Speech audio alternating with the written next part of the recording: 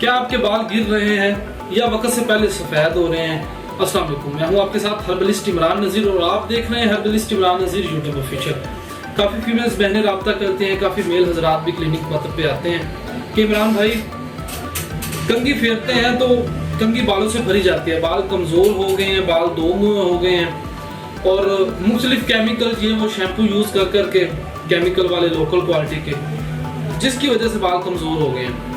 तो उनके लिए घर का बेहतरीन फार्मूला है, बाल वक्त से पहले सफ़ेद भी नहीं होंगे, बाल मजबूत हो जाएंगे, जो हैं वो गिरेंगे नहीं और जो गिर गए हैं वो बफज़ल खुदा कुछ ही दिनों में नमूदार होने शुरू हो जाएंगे रेशों के। मुरब्बा हरीड और मुरब्बा आंवला लेना है आपने आधा किलो।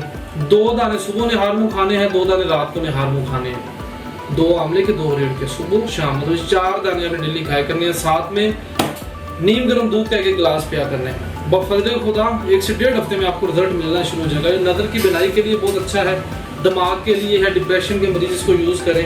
सिर्फ शुगर का मरीज यूज़ नहीं कर सकता, उसके लिए और फार्मूला है। मजीद किसी किस्म का आपका मशवरा हो तो भाई का नंबर नीचे दिया गया, आप लोग रब्ता कर सकते हैं। इसी वीडियो के साथ इजाज़त, दुआ में याद रखिए। अल्लाह हाफिज़।